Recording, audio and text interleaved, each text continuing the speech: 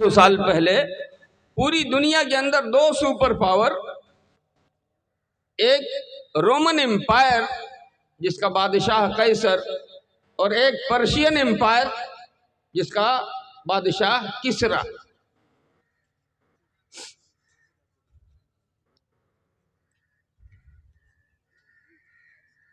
مسلمانوں نے چڑھائی کی ایران پر، یعنی پرشین امپائر پہ۔ رستم کا نام آپ نے سنا ہوگا۔ رستم اس کے سپہ سالار کا نام ہے، بڑا بہادر تھا، لیکن جب مسلمان آئے تو مسلمانوں کے ڈر سے بھاگتا پھرا، آج یہاں کل وہاں پرسوں وہاں، سامنے آنے کی ہمت نہیں ہوئی۔ آخر اس نے پھر اپنا ایمبیسیڈر بھیجا کہ مسلمانوں سے کہو آگے کچھ کمپرومائز کی بات کریں۔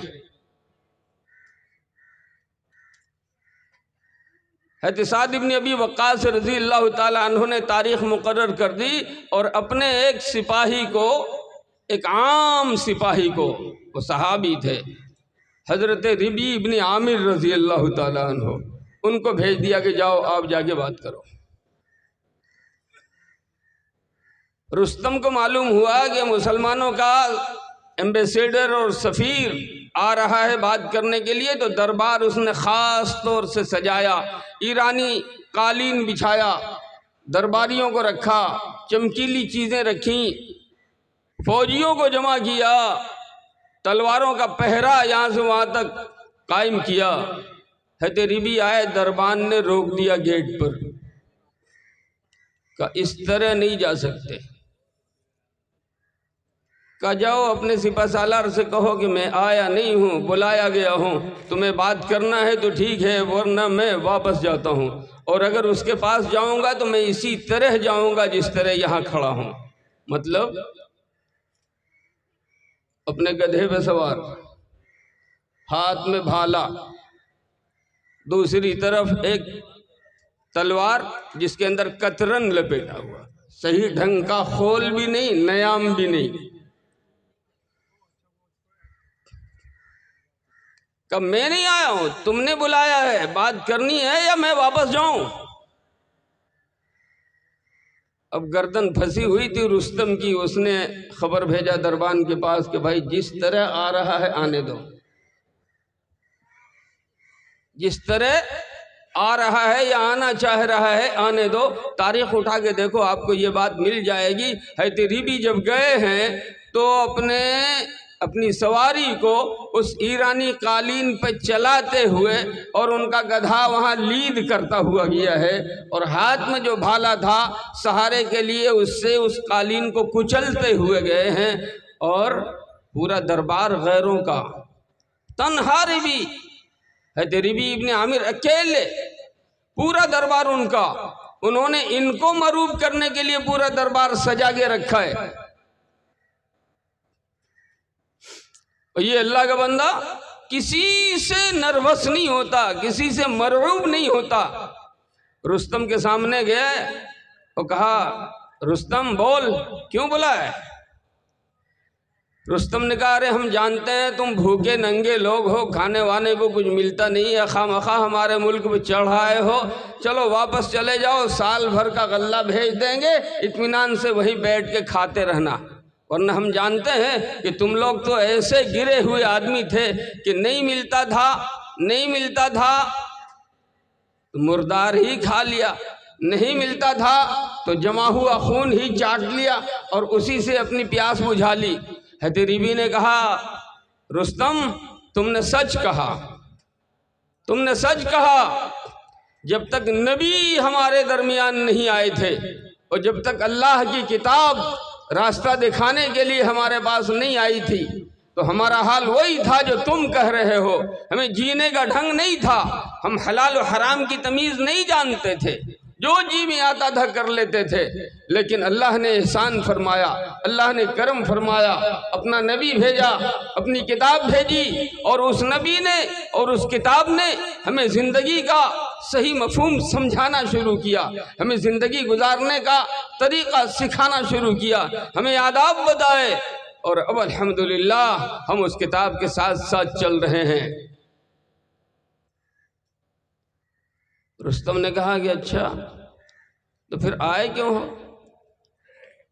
آئے کیوں ہو؟ کہ ہم اس لیے آئے ہیں کہ انسانوں کی بندگی سے نکالیں اور انسانوں کے پیدا کرنے والے کے بارگاہ میں جھکا دیں،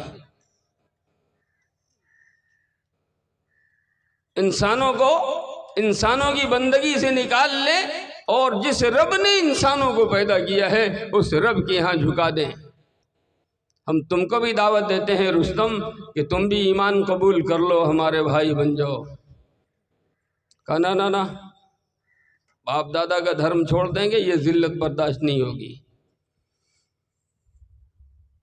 تو فرمایا کہ ایک کام کرو، ہماری اطاعت قبول کر لو،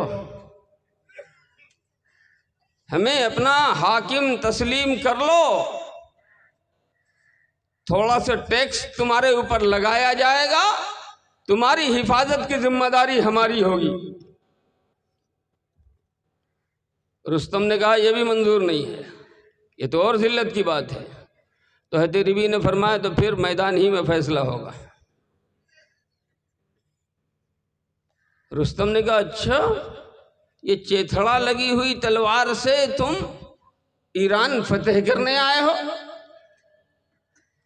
چیتھڑا لپیٹی ہوئی تلوار سے تم ایران فتح کرنے آئے ہو؟ حضرت ربی نے فرمایا کہ رستم تم نے تلوار دیکھی ہے، تلوار چلانے والا ہاتھ نہیں دیکھا ہے۔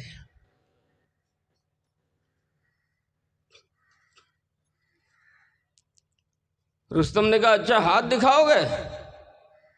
لاؤ ذرا میری ڈھال لانا تو۔ وہ ڈھال کیا تھی؟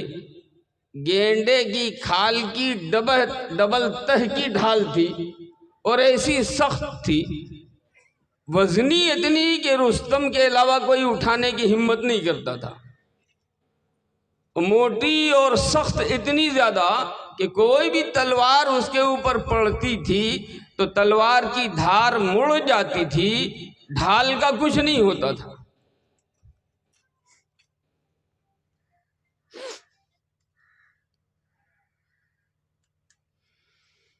ڈھال لائی گئی، دو آدمی پکڑ کے کھڑے ہوئے، ایک آدمی ادھر ایک آدمی ادھر۔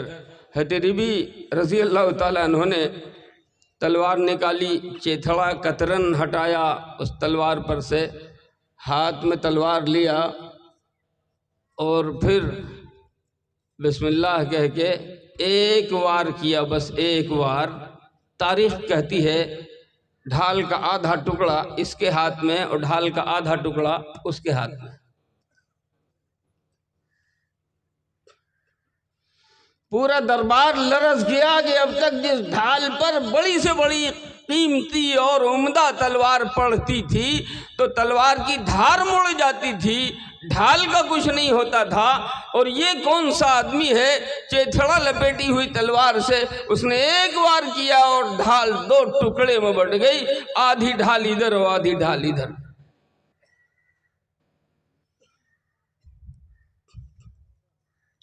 میں عرض کرتا ہوں قرآن کریم تو انقلابی کتاب ہے، بس ضرورت یہ ہے کہ قرآن کو صرف اندر اتار لو، قرآن تمہیں اوپر لے جائے گا۔